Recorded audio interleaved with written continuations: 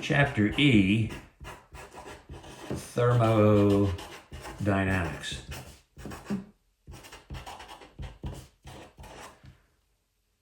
Now, we already covered in our course that 1/2 m v, the average v squared of the particles, and we put a little zero there to emphasize that that's a particle of a gas, that's equal to 3/2 kT, and that's the Boltzmann constant. So we relate a microscopic situation where we have a gas particle with velocity v and mass m naught.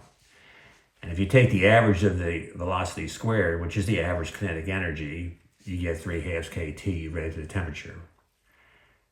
So here we can also look at the energy of the gas, and energy is important in thermodynamics. One thing we need to consider is energy, and then there'll be heat. But let's look at energy first. For the energy, you have n particles, and this is the average kinetic energy. So you multiply by n, and you get your energy. Now, remember that we have the ideal gas law, P, pressure times volume, is n kT. But we also have it in the form for a chemist, where we don't have the number of particles, we have the number of moles. And then we have the chemistry, the ideal gas constant, which we're using R star in our course. So we have this relationship. So you can always identify the number of particles times the Boltzmann constant and the number of moles times the ideal gas constant and have this nice relationship. It's always good to kind of bear that in mind, that you have this situation. Which means you can write the energy. In fact, let's do that. We can write the energy here by using this equation. This is n, and then this 1/2 m naught v squared is 3/2 kT. So that's the total energy in the gas. But we can also write this, since the n times the k is nr star, we can write the total energy as 3/2 n r star t. So this form you can think of as 3/2 nkt, and then you replace the nk with the nr star, and you have a chemistry language here. Now remember, chemists use R for the ideal gas constant. We use R star because the R that we use in atmospheric science is the ideal gas constant divided by the molar mass. This is what we define R, and that depends on the gas, because the molar mass will be different depending on the gas. So now what we want to do is introduce work. You can think of thermodynamics as relating energy of a gas and work and heat. And the definition of work, if we look at a force being applied to a mass, say a person here in a warehouse is pushing with a force in this direction to move a dishwasher into a truck that's going to be loaded up over here, and say we got to go a certain distance, d. Then the definition of the work, W, is the force times the distance, and that force is assuming that that's got to be along the line of the direction that we're traveling in. Things are lined up. So here, this nice definition, I like to think of that two ways you can do no work. Say you're goofing off on the job. One way would be, for example, if you want to have no work, you could say that, let's say that you have F equals 0. you're not pushing anything, just walking around. I call this the zombie mode. And in the zombie mode, you have the distance is not equal to 0. You are walking around, but your hands are just out in front of you and you're pushing nothing. See, a neat way to pay folks would be to pay them by the actual work that they do. So if you're walking around like a zombie, you get no money because you're not doing any work.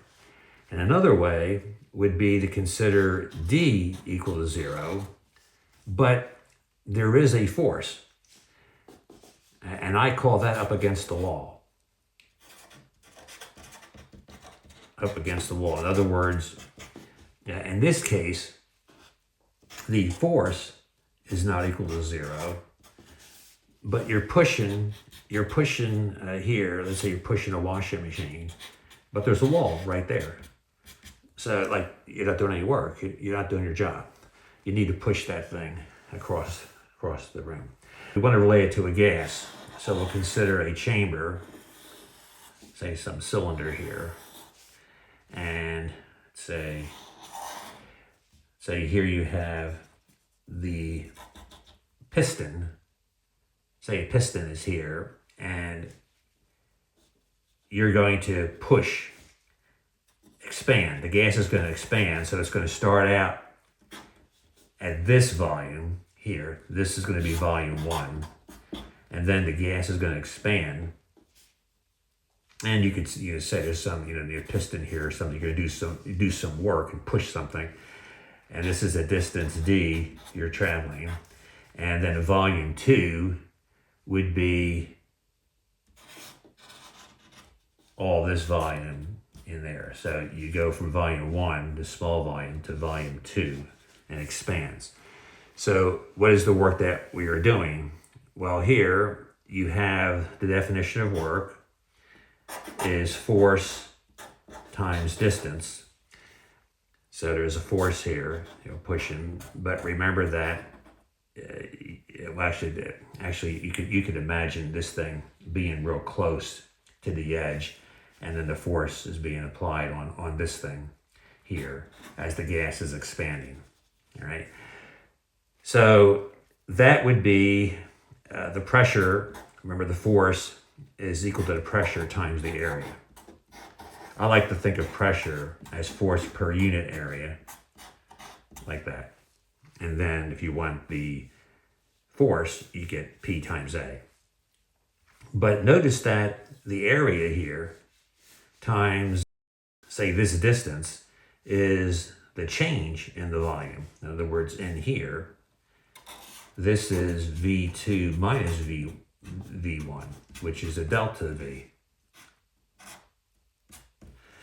So that means we can write this as P times delta V.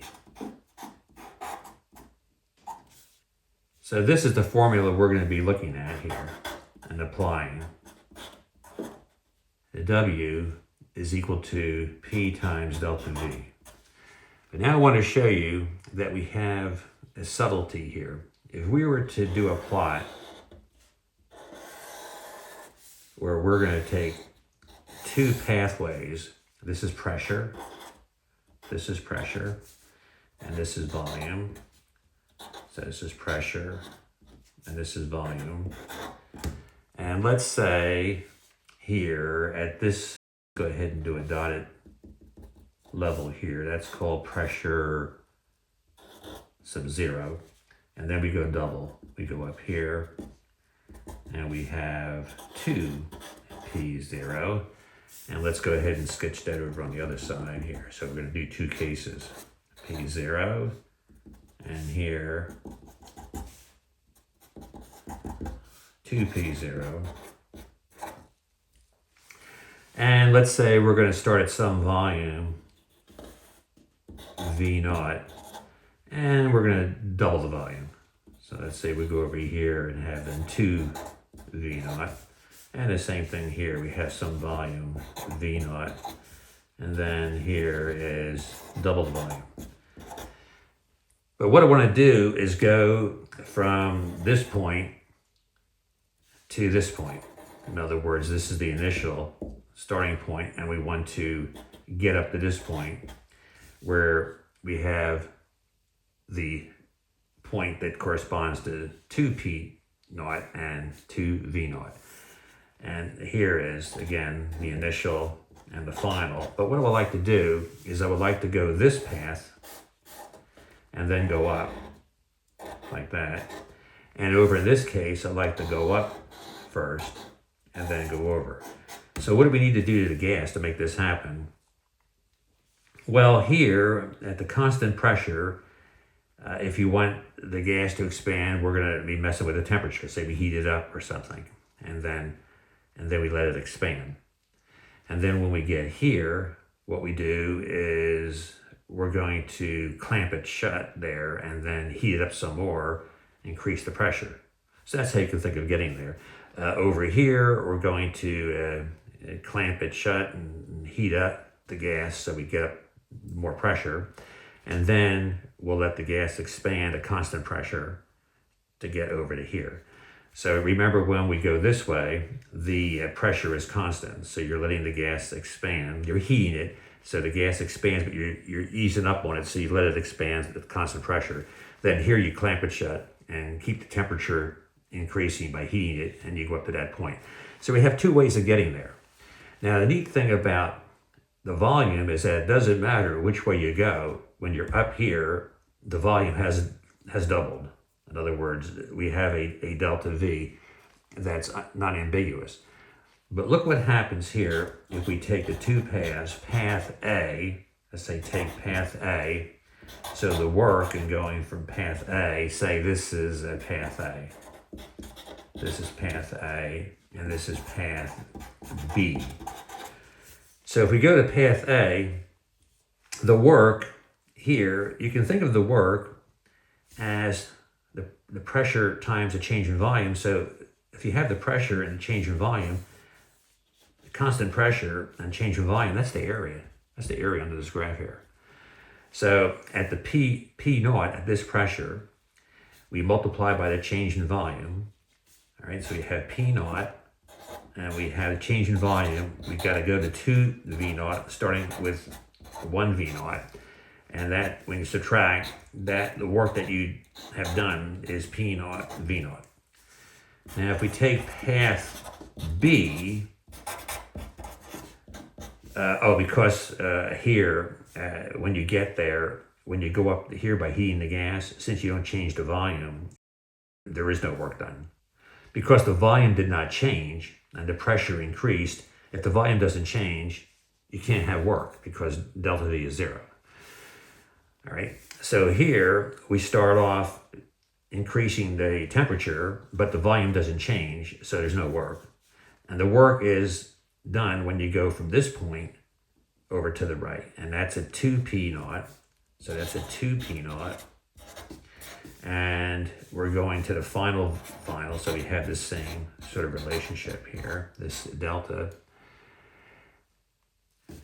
And that's going to be 2 P naught, V naught. So you see that you have done more work in taking this path because you had the higher pressure when the gas expanded. Here you have the lower pressure, and there's no work done in the vertical pathways. So that means you can't say that there's some kind of work value here and work value there like you can with the volume. You have a volume 1, volume initial, which is V naught, and you have volume final, which is 2V naught, and you subtract them, you get V naught, which, if you look at this, there's a well-defined volume at each point. There isn't a well-defined work at each point. It makes no sense to have work at any point. So that means we should never, ever, and I'll go ahead and make this in red, we should never use delta W or dW. But you can do that for volume. You have a delta V, and you can use dV. See? Now, we call this an exact differential when we can do this. And the work is an inexact differential, depends on the path. That is very, very important. So here, what we do in physics and meteorology, what is allowed? Well, we can use, say, dW with a little slash through it to remind us this. We can use dW with the little bar over the top, and that reminds us that something is different. We can also do this little delta W, like that. And some books might even do a D with a little like mark there, a little like apostrophe W. Now, since the meteorologist at UNC Asheville, where I teach, likes this one, I'm going to use this one, and a lot of folks in meteorology use that one. When I took physics, I believe we used that one with the slash through the D. All right, the main thing here is that there's no such thing as a work content at one point or another point. And the same thing is going to be true for heat. Heat is transferred. You don't have some heat content, say, that exists here. So you cannot assign points for the gas. So we say that this is a state variable, that V is a bona fide state variable, so is the pressure, and so is the temperature. Work is not. Okay, so now we're ready for the first law of thermodynamics. And for the first law, let's go ahead and say 3 here. The first law, we're going to state it in words, that the change in energy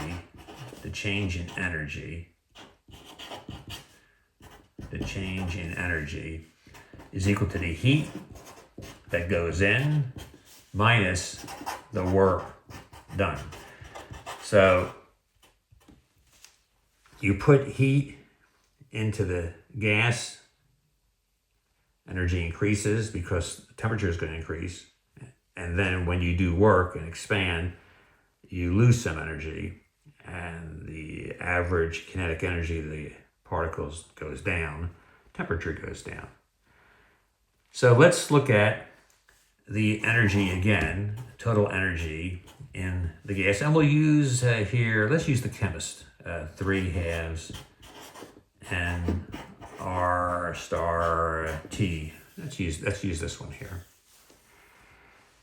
So the change in energy is no problem because we then have 3/2, same number of moles, R star delta T.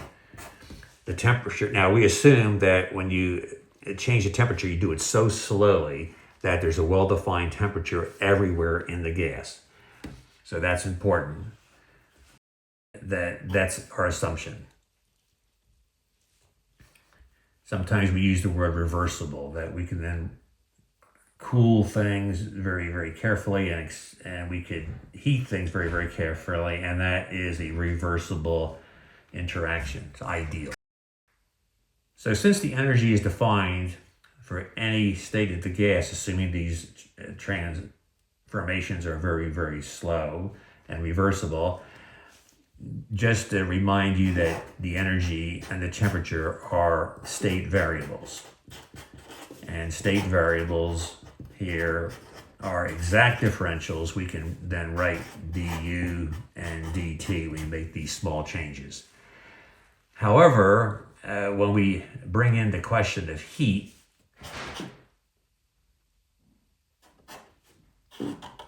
we're going to use Q and W and stay away from anything like those little d's. We can't make differentials.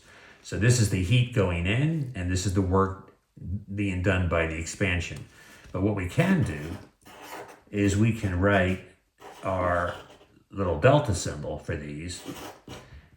And you might imagine that the energy is a good state variable, but since the work is not, that the Q will not be also. because you can see work is equal to Q minus delta U. If I write the W on the other side, that this is good, but this is not good. So this must not be good also. So we can just say Q delta U, just write it different ways, plus W, just help us reinforce this idea. Q is delta U plus W. This is a good state variable. We can write that as a delta U. We can write that as a du. But this one we can't when we look at a change, the differential form. So that means this one must also be one using this symbol. Okay, so this is the first law of thermodynamics. And if we divide by the mass, now this is the mass of the gas. That's what we use this M for. M naught is like the mass of the particle, but this is the mass of the gas.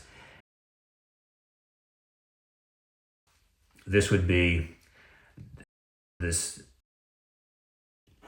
heat divided by M minus,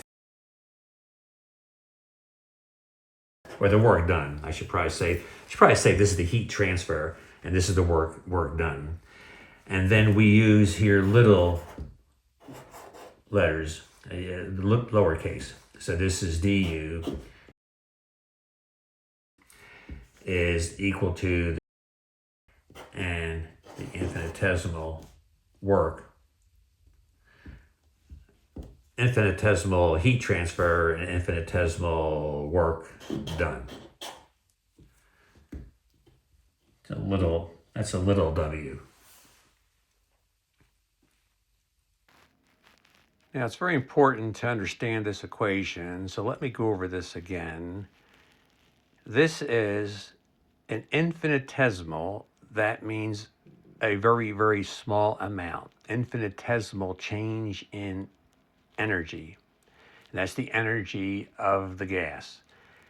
Now here, we can't use the word change.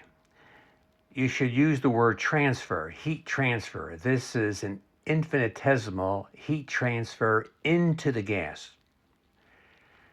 And then this is an infinitesimal amount of work done by the gas when it expands. If the heat comes out of the gas, this would be a negative quantity, but we set it up so that it is positive, meaning positive goes into the gas. When the work is done by expansion of the gas loses energy and we have the minus sign. If you should compress the gas, do the opposite, then the sign would change. But the way we set this up is heat transfer into the gas minus the work done by the gas through its expansion. And you don't want to use the word change because that would imply there is some heat value as an equation of state, and that's not true. There's no equation of state involving heat or work. These are done through a process, through a path. However, this energy, internal energy, is a state variable, and we can use a differential. This is an exact differential.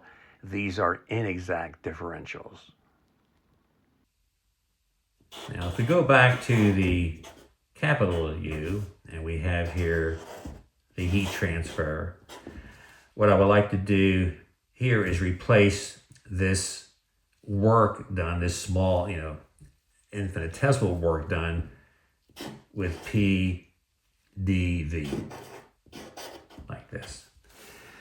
We know that is possible to write it in this form since the volume is a good variable, but it's interesting that when the pressure, which is also a good state variable, combined with the dV, taking these paths, then you get something that's not good. If we take the volume and divide by the mass of the gas, we defined that earlier as alpha. We don't use little v because little v is for vapor. Vapor is very, very precious in meteorology.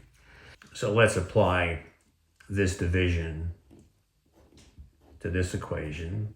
Divide by m. Divide by m. N divide by M. So this here will be D with the little u. This one's going to be the lowercase q for the heat transfer. And this here will be D alpha. By taking the differential both sides, mass stays a constant. D volume is D alpha. And this equation here is a form, well, this equation here can be thought of as the first law of thermodynamics, that an infinitesimal change in energy, say, think of increased energy, is equal to a very small amount of heat that's put in minus the very small amount of work that's done by the gas expansion. Now, I like to write here the Q term first, and then du with the plus P d alpha, and that's our equation 12 in our course. And we can consider this a form of the first law of thermodynamics.